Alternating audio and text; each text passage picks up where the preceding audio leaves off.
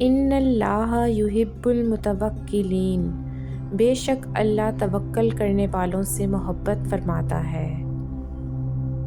الحمد للہ رب العالمین والصلاة والسلام علی سید المرسلین، اما بعد فاعوذ باللہ من الشیطان الرجیم، بسم اللہ الرحمن الرحیم۔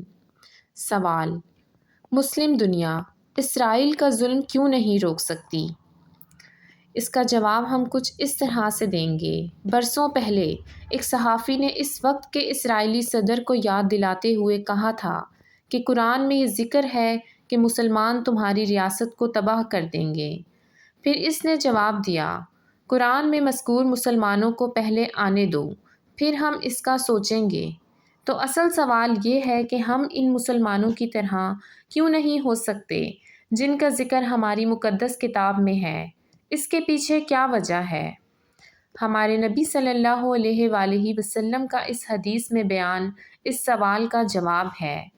قریب ہے کہ دیگر قومیں تم پر ایسے ہی ٹوٹ پڑیں جیسے کھانے والے پیالوں پر ٹوٹ پڑتے ہیں، بالکل ایسے جیسے بھوکے دسترخوان پر ایک دوسرے کو دعوت دیتے ہیں۔ صحابہ میں سے ایک نے پوچھا، کیا یہ اس وجہ سے ہوگا کہ ہماری تعداد بہت زیادہ کم ہو جائے گی؟ ہمارے نبی صلی اللہ علیہ وآلہ وسلم نے کہا، نہیں، بلکہ تم اس وقت بہت ہوں گے، تمہاری تعداد بہت زیادہ ہوگی، لیکن تم سیلاب کے جھاگ کے مانند ہوں گے۔ اللہ تعالیٰ تمہارے دشمن کے سینوں سے تمہارا خوف نکال دے گا اور تمہارے دلوں میں وہن ڈال دے گا۔ کسی ایک صحابہ نے پوچھا، وہن کیا ہے؟ آپ صلی اللہ علیہ وآلہ وسلم نے فرمایا، دنیا سے محبت اور موت سے نفرت۔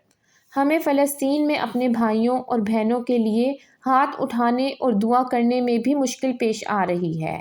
ہم وہن کے اس گڑھے میں دھنس چکے ہیں کہ اس سے نکل نہیں پا رہے۔ اللہ ہمیں قرآن میں مذکور مسلمانوں سے روحانی فیضان لینے کی توفیق عطا فرمائے، آمین۔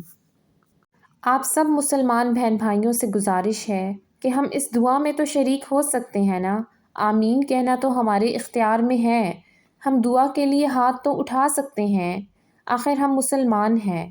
ہماری مقدس کتاب میں یہ ذکر ہے کہ ہم اسرائیل کو تباہ کر دیں گے۔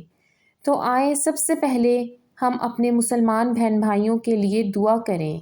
اگلا سٹیپ تو بعد کا ہے، ہم کوشش تو کر سکتے ہیں، ہم آمین تو کہہ سکتے ہیں۔ جزاک اللہ خیر۔